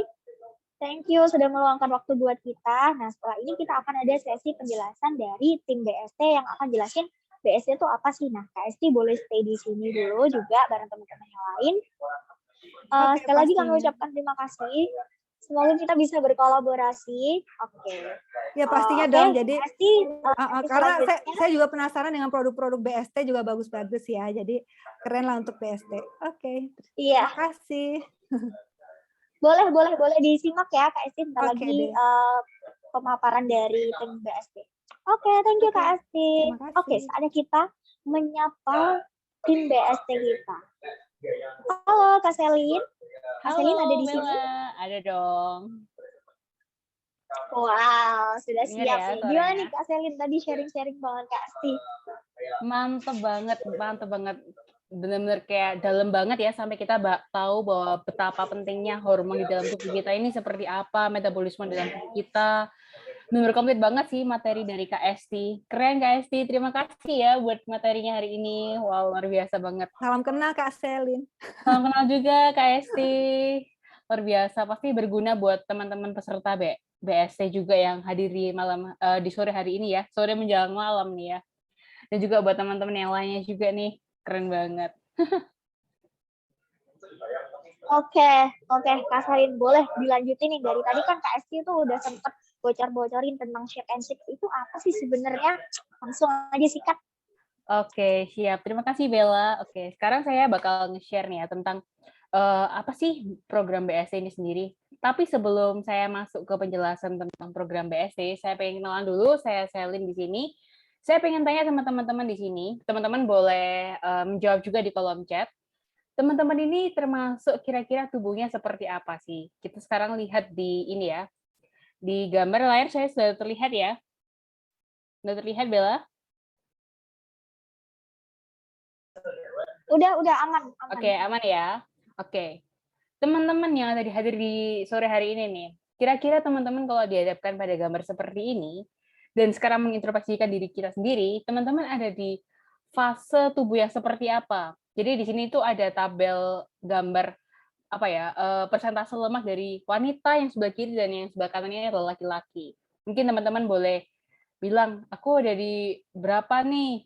Oh ini yang Kak Farah bilang nih, aku yang baris bawah, sedih.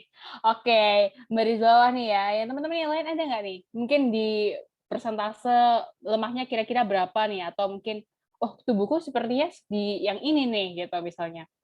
Ada nggak nih? Ada lagi nggak? Eni, baris bawah, oke. Farabila jadi nggak pede, Marisa jadi 36-40%, oke. Nggak masalah teman-teman semua yang ada di sore hari ini bisa banget untuk naik satu level ke atasnya ini. Bila perlu di bagian sini nih ya, yang paling ideal banget. Itu bisa banget gitu. Nah, berikutnya nih ya. Oke. Nah, kadang itu ya, kita tuh punya paradigma bahwa kalau misalnya kita diet itu hanya sekedar turun berat badan aja gitu. Padahal sebenarnya kalau kita diet itu kan nggak cuma turun berat badan aja ya, kita kan mengatur pola makan seperti yang dikatakan oleh Kak Esti tadi, dan juga acuannya itu jangan cuma angka penurunan berat badan, tapi juga kadang itu kita perlu memperhatikan ukuran dan bentuk tubuh kita sendiri. Karena contohnya ya di sini dapat kita lihat bahwa orang ya yang sama-sama beratnya tuh sama ya, ada 2 orang dengan beratnya sama nih. Kayak cewek di sini nih, sama-sama 55 kilo. Tapi bentuk tubuhnya itu sangat berbeda sekali ya teman-teman. Apalagi yang cowok nih, sama-sama 72 kilo, yang satu mungkin perutnya agak buncit, yang satu udah berotot nih gitu kan. Jadi berbeda banget ya. Berbeda banget secara visual penampakannya, tapi berat badannya sama nih. Nah, kenapa tuh? Nah, sedikit informasi, mungkin teman-teman di sini ada yang sudah tahu juga nih ya, bahwa sebenarnya ukuran lemak dibandingkan dengan otot itu lebih jauh 3 kali lipat lebih besar daripada otot.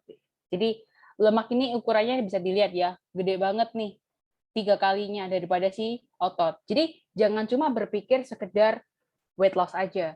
Jangan cuma sekedar aku pengen turunin berat badan, angka timbanganku turun, tapi juga perlu mempertimbangkan fat loss seperti itu. Nah, kira-kira nih teman-teman tadi yang pengen berat badannya tadi kan mungkin apa ya, persentase lemaknya tadi pengen ke arah yang level atasnya lagi tuh. Kira-kira bisa nggak sih teman-teman seperti itu semua? Bisa banget. Dan kira-kira teman-teman bisa nggak ya mencegah obesitas? Bisa banget dong. Jadi di BST itu kita sudah memiliki banyak banget beberapa orang ya. Ini contoh beberapa orang yang sudah berhasil juga 90 hari. Ada banyak yang belum saya sampaikan di sini, tapi semuanya bisa dengan program BST. Nah, BST itu apa sih ya? BST itu adalah Balance Shape Transformation. Jadi solusi raih tubuh ideal dalam 90 hari. Artinya apa nih ya? Jadi sebuah program diet lengkap ya bagi orang-orang yang ingin mendapatkan tubuh lean dan fit dalam 90 hari. Nanti saya akan jelasin kenapa kok harus 90 hari nih. Dan di program ini teman-teman bakal diajak untuk meningkatkan metabolisme tubuh seperti yang di info sama Kak Esti, bahwa kita harus meningkatkan metabolisme tubuh kita. Dan di program BST teman-teman juga bisa dapat membantu membakar lemaknya dengan lebih maksimal tanpa harus merasa kelaparan dan tetap menikmati makanan yang teman-teman sukai. Nah, kenapa sih teman-teman ini kok harus pilih BST ya? Yang pertama, teman-teman di sini bakal diajak ya untuk mengenali diri sendiri dan kemampuan diri kita.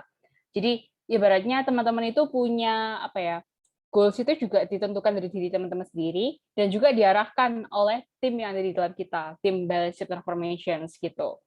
Nah di sini kita tuh bertahap dan pasti. Seperti kata Kak Esi tadi ya, tidak ada diet yang instan, tidak ada yang ibaratnya turun berat badan secara instan. Itu sesuatu yang pasti tidak akan baik hasilnya, karena mungkin bisa yoyo dan sebagainya. Tapi di sini kita pengen ngajak, ayo kita perlakukan secara perlahan, tapi berprogres gitu. Progresnya pasti gitu. Karena di sini kita nggak pengen sekedar diet instan, kita pengen mengubah healthy lifestyle. Jadi mungkin teman-teman yang dulu mungkin pola hidupnya kurang baik ya, mungkin sering makan gorengan, suka makan pentol, terus mungkin ada yang suka makan jajan-jajan yang banyak pewarnanya dan sebagainya yang nggak sehat itu, perlahan kita ubah ya selama 90 hari itu untuk menjadi lebih sehat lagi. Jadi lebih mindful eating, kalau mau makan tuh jadi lebih mikir nih kayak gitu. Kenapa kok 90 hari nih ya? Karena ya mengubah sebuah kebiasaan itu tidaklah mudah ya teman-teman. Jadi mengubah kebiasaan itu butuh waktu yang agak lama gitu. Sebulan pertama ya teman-teman tuh bakal belajar beradaptasi terlebih dahulu. Tadi yang sebelumnya pola hidupnya kurang baik menjadi lebih baik lagi. Kemudian di bulan kedua teman-teman bakal lebih belajar lagi. Di bulan kedua bakal lebih belajar bagaimana sih makanan yang baik, mana yang kurang baik gitu. Jadi lebih bisa mengatur. Dan bulan ketiga teman-teman tinggal maintain saja, tinggal menjalankan jadi sebuah kebiasaan seperti itu. Dan di program BST ini sendiri, kita berfokus tidak hanya sekedar angka timbangan berat badan aja, tapi kita juga fokus pada perubahan bentuk tubuh. Jadi kita juga tidak hanya menyarankan hanya melihat angka BB saja atau angka berat badan aja, tapi kita juga mengajarkan untuk lihat lingkar perutnya mungkin banyak susutnya ya, mungkin lingkar lengan, lingkar paha dan sebagainya mungkin pada nyusut semua. Jadi berat badan itu juga kita perlu lihat juga, itu salah satu faktor lainnya adalah lingkar-lingkar tadi. Dan kita bisa mungkin teman-teman juga bisa melakukan body composition check ya, bisa tahu kayak persentase lemaknya, kemudian massa ototnya juga dan sebagainya. Seperti itu. Nah, berikutnya nih, Selain itu, di program BSC sendiri ini didukung oleh produk-produk yang luar biasa, baiknya ya dari H&H atau Herbal and Healthy, yang tentunya ya kualitasnya itu terjamin, teman-teman. Jadi BST ini dengan produk H&H ini sudah terjamin secara sertifikatnya, sudah ada BPOM, halal, dan juga diproduksi oleh teknologi yang modern. Dan kita juga bebas obat-obatan. Kita termasuk salah satu suplementasi ya yang berfungsi sebagai booster metabolisme tadi. Dan juga kita fokusnya tadi ya, kita fokusnya menurunkan kadar lemak di dalam tubuh kita dan membentuk tubuh yang lebih lean dan fit, seperti itu. Dan selain itu ya, tadi ya di program BSC sendiri ini kita tidak melarang, tapi kita mengajarkan. Jadi ibaratnya kalau teman-teman yang biasanya kan kalau paradigmanya kalau tadi ya diet itu yang diet ekstrim itu benar-benar nggak makan sama sekali, atau aku benar-benar nggak bisa nih makan itu, makan ini gitu. Nah, di sini kita nggak melarang teman-teman kayak nggak boleh makan ini, makan itu, tapi teman-teman bakal diajarin mana sih yang baik, mana sih yang enggak. Jadi teman-teman ibaratnya udah tahu sendiri, bakal lebih mindful eating seperti itu. Dan di sini teman-teman jangan takut, teman-teman tidak sendiri di sini, karena teman-teman bakal dipandu oleh coach profesional ya, yang bakal memberikan panduan olahraga efektif, mudah dilakukan di mana saja, dan juga ada ahli nutritionist ya atau ahli gizi yang bisa mendampingi teman-teman, dan teman-teman boleh free consultation sama mereka. Dan selain itu, di dalam program BSC sendiri ini, teman-teman juga akan mendapatkan berbagai keuntungan dari segi harga yang terjangkau dan juga bonus komisi yang sangat menguntungkan. Seperti itu. Nah, ini adalah salah satu contoh ya. Jadi kalau peserta program BSC itu akan di-coaching di dalam grup secara personal ya. Jadi setiap orang tuh kan tadi kan kalau kata KST, setiap orang itu punya cara sendiri-sendiri ya, punya ibaratnya kebutuhan masing-masing yang berbeda. Diet satu dengan diet yang lainnya akan berbeda, pola makan satu dengan pola makan yang lain akan berbeda juga gitu. Nah, di sini teman-teman bakal diajarin bareng-bareng di dalam satu grup bersama dengan tim BST, seperti itu. Dan teman-teman boleh free consultation di sini, teman-teman boleh monitoring bareng dengan timnya kita, dan don't worry lah, seperti itu. Nah, penasaran dengan harga program ini? Sebelum Selin nge-spill harganya, Selin pengen kasih tahu juga bahwa di dalam package Balance Shape Transformation itu teman-teman bakal didukung dan diberikan support berupa produk ya. Produknya ada banyak banget, ada 9 shape and shake yang nanti sempat disinggung oleh KST. Shape and shake ini sendiri itu adalah meal replacement dari protein shake gitu. Jadi dia bisa menggantikan makan pagi dan makan malam. Jadi kalau ibarat kita mungkin mau defisit kalori, ya ini bakal sangat membantu banget gitu sih. Dan seperti yang dikata KST sendiri juga kan, kalau misalnya kita makan makanan yang tinggi protein ya, itu bakal dapat membantu memperlambat sekresi hormon dari ghrelin tadi kan. Jadi ini bakal lebih baik lagi lah buat program diet kita. Seperti itu, tadi kan KSI juga ada ngasih saran kan, kalau misalnya jenis makanan yang dapat mempercepat laju metabolisme itu apa aja sih ya, jenis makanan yang rendah kalori, ya, rendah lemak, rendah indeks glikemik, tinggi protein, bebas kolesterol, tinggi serat, dan itu semua ada di Shape and Shake, seperti itu. Kemudian juga ada Balance Tea. Balance Tea itu adalah teh yang bisa membantu sebagai carbo blocker dan fat burner. Kemudian ada satu box Restore. Restore ini fungsinya untuk detoksifikasi, jadi membuang racun-racun di dalam tubuh. Kemudian ada 2 box Callberry. Callberry itu adalah salah satu minuman yang tinggi serat banget ya, sumber serat banget. Jadi kan nanti kalau kunci diet itu salah satunya adalah kita memperbanyak ya asupan tinggi serat juga, seperti itu. Dan juga satu box H&H Stem Glow ini. Stem Glow ini tuh berfungsi sebagai booster regenerasi kulit dari dalam. Jadi ibarat kalau kita habis diet ya, atau kita habis melakukan penurunan fat loss itu ya, fat loss itu, biasanya kulit kita ini akan mulai mengendor ya. Mungkin banyak yang longgar kulitnya tuh udah pada kendor. Nah, caranya adalah dengan supaya kita minum Stem Glow itu bisa membantu mengencangkan kulit karena mengandung face collagen. Selain itu ya, bonus menariknya di dalam program Balance Shape Transformation ini, teman-teman bakal mendapatkan free consultation bersama dengan ahli gizi kita. Itu ada, terus kemudian juga teman-teman akan mendapatkan Balance Shapes Guidebook. Jadi teman-teman bisa membaca panduan dari situ. Kemudian selain itu teman-teman juga akan mendapatkan referensi meal plan ya, yang memang personalized buat teman-teman sendiri, yang bakal berbeda dengan orang yang lain karena itu personalized gitu. Setiap minggunya bakal dikasih sama tim kita.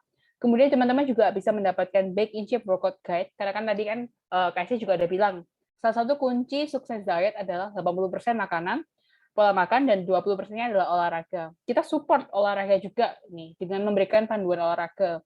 Olahraganya mudah banget, bisa dilakukan di rumah ya. Kemudian juga akan mendapatkan eksklusif merchandise dan voucher produk senilai 1 juta rupiah.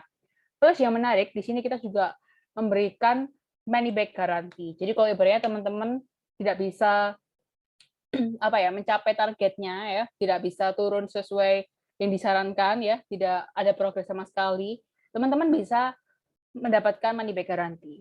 Garansi uang 100% kembali, seperti itu. Nah, ini adalah gambar paketnya ya, paket program BST. Jadi teman-teman boleh lihat di sini ada beberapa produk-produk yang nanti saya sebutkan. Dan di sini adalah merchandise-nya, teman-teman bisa dapat tas, bisa dapat botol minum, kaos, kemudian juga ada cekram gizi. Kemudian ini ada weight tape measurement ya. Weight tape measurement itu tali pengukur badan gitu kalau bahasa Indonesianya. Dan itu semua udah lengkap, teman-teman. Terus dia bisa free consultation dan segalanya itu benar-benar terjamin lengkap seperti itu. Dan kalau teman-teman tadi ibaratnya kan nanti kan bisa free consultation ya sama ahli gizi kita. Kalau misalnya pengen nanya konsultasi tentang makananku ini berapa kalorinya dan sebagainya bisa juga. Tapi kalau mungkin pengen lebih cepat mungkin bisa pakai aplikasi dari Gizi Nusantara juga itu. Seperti itu. Nah, harganya kita ya normalnya itu 11.350.000, tapi kita ada diskon ya sebesar 40%, jadi cuma jadi 6.750.000, dan itu semua sudah money back garanti. Kita kasih garansi uang kembali seperti itu. Nah, berikut ini adalah gambar-gambar beberapa dari mereka yang sudah berhasil ya menjalankan program, dan ada yang sedang menjalani program juga. Di sini ada yang sudah berhasil 17 kilo. Ini dia Bapak Syamsul Misbah ini, dia dulunya setiap pagi dia selalu minum obat hipertensi. Tapi di minggu kedua dia menjalankan program, beliau ini sudah nggak perlu minum lagi obat hipertensi. Karena ibaratnya ketika tadi kan ketika diet kita berhasil ya, maksudnya diet itu kan tidak hanya penurunan berat badan, tapi juga pengaturan pola makan ya. Nah, di situ ketika Pak Syamsul ini mengatur pola makan, Pak Syamsul ini akhirnya mulai kembali menjadi lebih sehat lagi. Meskipun umurnya sudah 47 tahun, seperti itu. Dan bonusnya adalah Pak Syamsul berhasil turun 17 kilo dan susu 17 cm. Seperti itu. Nah, ini Pak Syamsul nih, Mak. Baru masuk nih Pak Syamsul. Baru masuk ke dalam Zoom nih. Pak Syamsul seperti itu. Nah, kemudian juga berikutnya, ada lagi dari ini sudah ada yang berhasil turun 10,6 kilo. Ini seorang dosen nih, dalam 90 hari dan susu 13 cm. Luar biasa ya. Dan di sini ada juga, ibu menyusui bisa nggak diet? Bisa banget. Jadi semua itu akan di customize semua ya. Jadi teman-teman boleh konsultasi. Kalau saya aku ini lagi menyusui, gimana nih dietku seperti itu, bisa. Tetap akan bisa menyusui, tapi tetap dietnya lancar juga. Seperti itu. Dan ada banyak lagi yang sudah berhasil dan dalam proses penurunan berat badan juga seperti itu. Banyak yang sudah berhasil teman-teman. Ada yang sudah turun 10 kilo nih Bapak Handoko. Ada Ibu Nikomang yang sudah turun 12,65 kilo, dan juga ini yang luar biasa, ada Ibu Fani Tri Herlina yang sudah berhasil turun 21 kilo hingga saat ini. Dan kalau teman-teman ya pengen mampir ke sosial media kita, boleh follow juga, boleh kepoin. Di Instagram kita ada di @balanceshape. Itu jadi Instagramnya berfokus pada kita sharing ya tentang produk, pola hidup sehat, tips and tricks, serta program-program BST kita. Serta kita juga ada Instagram hey.lifestyle, itu perusahaan tentang Instagram perusahaan, jadi mungkin boleh kepoin juga. Dan boleh mampir ke website kami di www.balanceshape.com, seperti itu. Nah, teman-teman di sini sudah siapkah mendapatkan tubuh ideal? Gimana, sudah siap belum? Mungkin teman-teman di sini pada ibaratnya, nih, Farah bilang, menarik nih, luar biasa nih. Teman-teman boleh, kalau hari ini ya, teman-teman yang hadir pada malam hari ini, pengen tanya-tanya dulu ya, mungkin pengen kepo-kepoin dulu, teman-teman boleh tanya ya, jadi ada customer service yang akan menaruh nomor dari dia, nanti dia akan bisa ibaratnya menjawab kebutuhan kakak ya, bisa konsultasi terlebih dahulu sama customer service kita, seperti itu. Oke. Nanti customer service akan memberikan nomornya di kolom chat ya, teman-teman. Nah, oke, berikutnya ya. Jadi teman-teman aku pengen ngasih tahu lagi bahwa action speaks louder than words. Jadi jangan selalu bilang diet starts tomorrow. Itu kayak so yesterday banget. Itu sudah lama. Teman-teman harus mulai action sekarang gitu. Teman-teman kalau nggak mulai sekarang, kapan lagi gitu? kalau menunda ya, belum tentu Tuhan memberikan kesempatan lagi untuk teman-teman ini melakukan tubuh yang lebih ideal dan sehat. Sekian kalau dari saya. Terima kasih. Saya kembalikan ke Bella.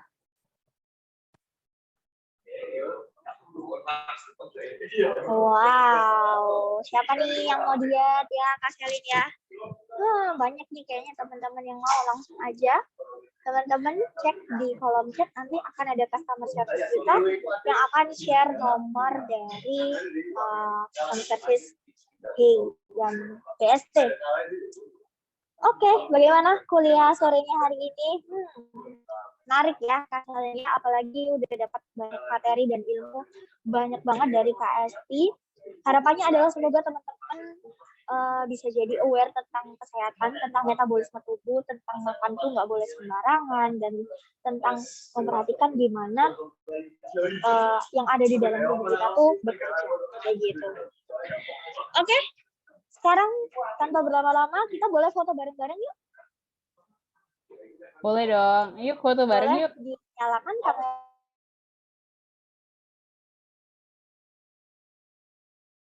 kameranya, kita on cam dulu beberapa detik untuk ambil foto bareng. Oke, udah pada nyala kameranya.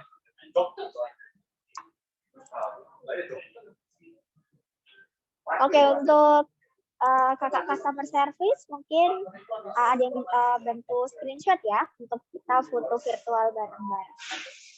Oke, 1, 2, 3.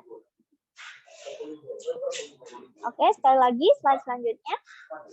1, 2, 3. Sip, mantap-mantap. Sekali lagi kami dari tim BST mengucapkan terima kasih banyak sama KST karena sudah meluangkan waktunya dan tenaganya di sore hari ini untuk sharing-sharing bareng. Semoga next kita bisa ngobrol-ngobrol lagi dan kolaborasi lebih keren lagi sama KST. Boleh ya KST kalau misalnya besok-besok nih kita ngobrol-ngobrol sip. di sini sama. Sangat ditunggu nih dari BST kita. Oke. Siap, kita akan bikin sesuatu bareng di sini Nusantara tentunya. Terima kasih KST sudah datang. Terima kasih Kak Selin, Kak Bella. Iya, terima kasih juga buat teman-teman yang udah hadir. Mungkin KST ada 1-2 kalimat untuk nyemangatin teman-teman yang masih bingung nih mau menerapkan pola hidup sehat. Intinya gampang sih, yang penting kita ada komunitas yang penting ya, karena kadang kalau diet sendiri itu kita diet sendiri, sementara di keluarga kita nggak diet, ditawarin terus makanan enak. Makanya sebenarnya kalau ada komunitas seperti BST ini sebenarnya bagus banget, jadi saling support satu sama lain, memberikan motivasi, jadi biar lebih semangat dietnya. Dan yang penting itu nggak ditunda sih, karena usia kita berjalan terus. Kalau kita terlalu menimbun makanan yang tidak sehat, gaya hidup yang nggak sehat gitu kan, tentunya kita akan lebih cepat jadi sakit tertentu gitu. Jadi mendingan, makanya diet itu harus kalau bisa dari sekarang gitu, dan dari kemarin sih harusnya, tapi ya minimal dari sekarang. Oke, semangat ya teman-teman. Wow. Oke, thank you Kak Esti. Kita tunggu kolaborasinya bareng. Oke, sekali lagi kami mohon maaf ya Kak Esti apabila ada kesalahan teknis atau kita ada salah-salah kata. Semoga next kita bisa ngobrol-ngobrol dan sharing-sharing bareng Kak Esti lagi. Thank you Kak Esti atas waktu dan semangatnya hari ini udah ngobrol-ngobrol bareng kita. See you on the next opportunity.